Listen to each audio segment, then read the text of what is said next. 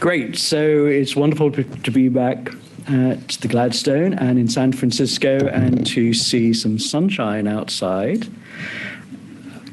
I'm going to talk to you about a remarkable fact that I think not all of us realize, is that all of us have ancient viruses in our DNA. And when the human genome was first sequenced, it was a big surprise, not only that only a small fraction, 1.5% of DNA coded for genes, but about half of the human genome is composed of transposable elements, including human endogenous retroviruses, which are passed infectious exogenous viruses like HIV, which infected our ancestors and integrated into the genomes and got passed from parent to offspring over millions of years. Now, these are still retained within the genome, so it's not surprised that they may have biological impacts. And these could include insertional mutagenesis, chromosomal rearrangements, even impacts on host gene expression. And some of these transposable elements themselves are proteins, which, as I'll come on to, can have functions which are going on as part of the non-gene coding part of the genome. So my colleague Cedric Fechot at Cornell in Ithaca, who works with us on the program HOPE that I'll talk a little bit more about, likes to think of these as having potentially good or bad effects, but the great majority are thought to be neutral, and many of these endogenous retroviruses have accumulated a lot of mutations, but some are still active and some are still tightly regulated. And they can have profound effects, including co-option, where the retroviral sequences have been borrowed by human hosts, and this could be at a couple of levels. So the HERV capsid, the group-associated antigen, can act as a little cage in cell communication, in this case between synaptic boutons, where these capsids can transmit molecules between these important structures, as well as antiviral properties.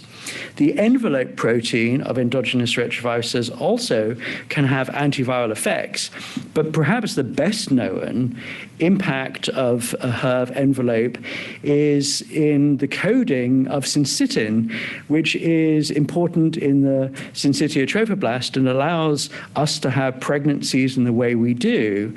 And this is one of the best known examples, but I'm sure there are many more examples to come.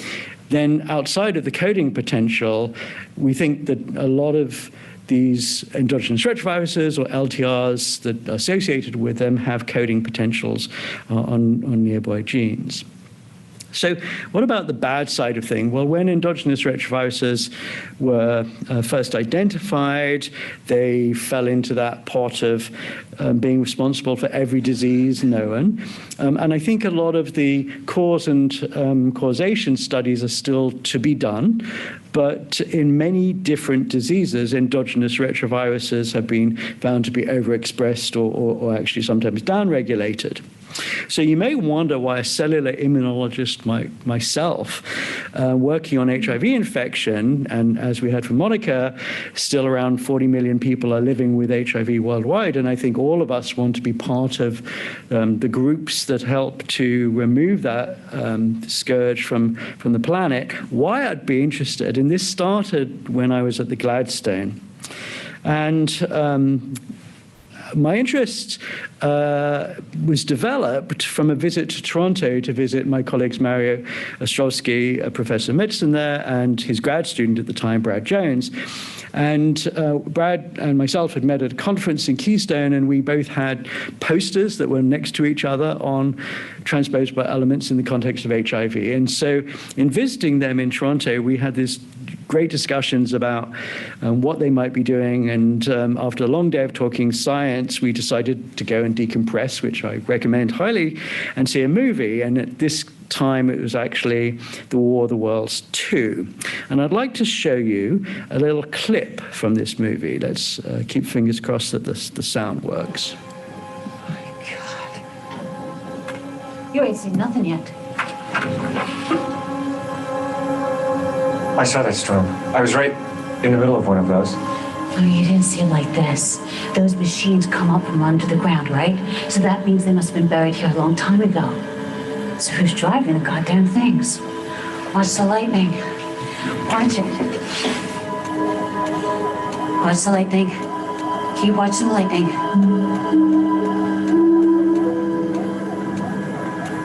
What is that? That is them.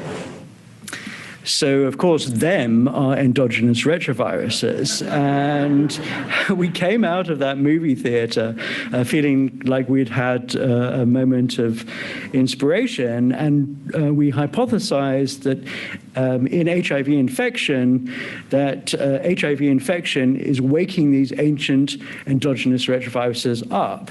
Like in the movie, the lightning had woken up the monster machines that were buried in the ground all the time. So with Mara Ostrowski and Brad Jones, we hypothesized that we might be able to target an HIV-infected cell, not only on the basis of antigens that were presented from the HIV proteins themselves, but also from endogenous retroviruses. And we thought that this might be an interesting new novel way of attacking HIV, as we could potentially make immune responses against these awoken endogenous retroviruses. And we published a number of papers. We're still interested, still working on that. But I'm going to fast forward just a few years to the HOPE Collaboratory that Melanie has mentioned. So it's a great privilege to be involved in yet another Martin Delaney Collaboratory. These are large collaboratories that are designed to bring people together to complementary activities, to work in programs related to HIV cure research. And Melanie leads this with Lish Nudvolo from our institute, Weill Cornell, and Susanna Valenti. And the scientific program is one in which we want to, if you like, squash the virus or tame the virus or silence the virus, a number of different metaphors. We like to talk about blocking the virus by inhibiting HIV transcription, locking the virus by keeping the virus blocked without therapy, and then potentially excising by inactivating proviral DNA in the genome. And I was allocated to one of the programs that Warner co-directed with Susanna Valenti, and I particularly have enjoyed working with Cedric Fechot, who's a molecular biologist at Cornell and Ithaca and a real expert on transposons and endogenous retroviruses. And we had a number of hypotheses, but one of the things that we're curious about, and as Melanie just mentioned, can we turn HIV into an endogenous retrovirus? Can we silence HIV so that it becomes yet another virus that we live with? So I'm saying the word tame, but I'd just like to re-emphasize a couple of important points. I think it's still remarkable to me that we don't live in a retroviral desert. All of us in this room have these ancient retroviruses already in our genome. And the body has worked out how to deal with these. So we and others have shown that retroviruses, exogenous retroviruses like HIV, can wake these ancient viruses up. And so we wondered whether some people living with HIV might already have used these ancient viruses to tame their HIV. And perhaps the presence of these ancient viruses modifies the control. So we set out to study people living with HIV who naturally control HIV infection. We've heard from a couple of people already, most notably Bob Gallo, about elite controllers. And I do agree with him that there is a spectrum, and I think some of our data is going to support that.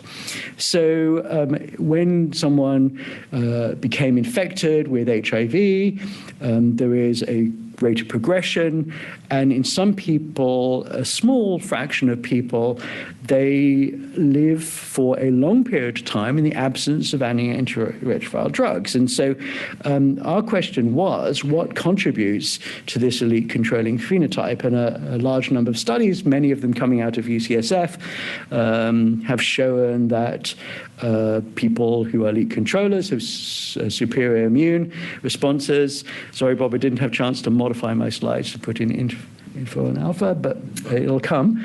Natural killer responses, expression of anti-HIV restriction factors. There's an important genetic polymorphism component, and also mutations in co-receptor CCR5. And also, we've heard a bit about the virological components, the high proportion of defective proviruses and where the provirus is integrated. But we wondered whether transposable elements might be regulating these. So the question that Cedric Verschodt and his group and my group set out to co-answer was, do transposable elements potentially contribute to elite control of HIV infection? And just very briefly, I'm going to talk a little bit about how we've gone about doing this by looking at RNA-seq data to look at what we call the retrotranscriptome, the portion of the transcriptome that is from endogenous retroviruses. And then I'm going to show you that we found that we can cluster elite controllers into different groups. And then I'm going to hopefully show you some preliminary data suggesting that this might be tying up part of the reason why people control. So first of all, we look at this volcano plot. Elite controllers have unique gene signatures. That's well known. But they also have unique transposable element signatures compared to healthy controls. When we look, again, from published data on the left-hand side, we look between elite controllers and healthy controls at familiar genes, a lot associated with immune functions. But on the right-hand side, we put a panel of endogenous retroviruses and transposable elements that also can distinguish between elite controllers and healthy controllers. And then when we look at viremic progressors as being probably a better control, we also see that elite controllers have a different pattern to viral progressors. And some of these upregulated genes are known, but the upregulated endogenous retrovirus sequences in elite controllers or downregulated, I think, are novel. So from this part, I've shown you that elite controllers have distinct gene and transposable element profiles, but there's heterogeneity. So like Bob said, we also believe that these groups are heterogeneous. So what could we find out about them? So we mined the literature where RNA-seq data had been publicly deposited by the authors, and we looked not only at the genes but also at the retrotranscriptomes, and we looked at the top differentially genes, and then we looked for clusterings by looking at KAN graphs and using the PCA space. And we found that we could group the elite controllers into 4 different types of clusters. And these clusters are functionally distinct. So these are all people who would be labeled as elite controllers, but we found that they can be segregated into 4 different pots. And they have distinct immune signatures. Because of time, I won't go into this in more detail. I just wanted to show you the traffic lights of difference. And then we also found that these clusters have distinct transposable element profiles as well. So we can distinguish based on a retrotranscriptomic or a transcriptomic signature, distinct clusters of elite controllers. And we corroborated this with parallel attack-seq data. So the 4 clusters are functionally distinct with unique upregulated immune genes, but how are these profiles actually connected? And what might be the regulatory activities of these endogenous retrovirus families that influence antiviral genes? Well, I think our key finding was this remarkable anti-correlation of transposable element family expression to the repressive crab zinc fingers in the elite controller clusters. And the upregulated transposable elements appear to induce expression of proximal HIV restriction factors. So it seems that the endogenous retroviruses are regulating restriction factors which are helping suppress viral replication in elite controllers. So what's our model to end with? So we think that potentially downregulation of specific crab zinc fingers in elite controllers allows for enhanced transposable element regulation. And of course, this is an early stage. We haven't yet published this. This is new data. We have many future directions. We want to validate the proposed model. We're also working with Xizhong who talked before lunch, and Nadia Rohn and others within the Hope Collaboratory. It's a great group to come together. So I'd like to highlight Sabrina Leddy from Cedric's group with Manu Singh, Louise Ingduiz from mine, Matthew Bendel and Jez Marston, the volunteers and the funding, and picture of my group. But I do want to just end on one thing, and this is directed at Warner. So for those of you who've been good fortune to go to Scotland, you might recognize this is Loch Ness with Urquhart Castle. And in 2004, my sister was at a terminal stage of breast cancer, and she was very young. And during this time, I was frequently absent, going over to Scotland to spend time with her. And it's through Warner's generosity that I could be there in the hospice in the weeks before she died. And Warner is a very kind person, and I will never forget the way that he was so accepting of my absence and helped me keep the lab going when I was away. And, family comes first, and Warner was really instrumental in helping me get through that. So thanks very much.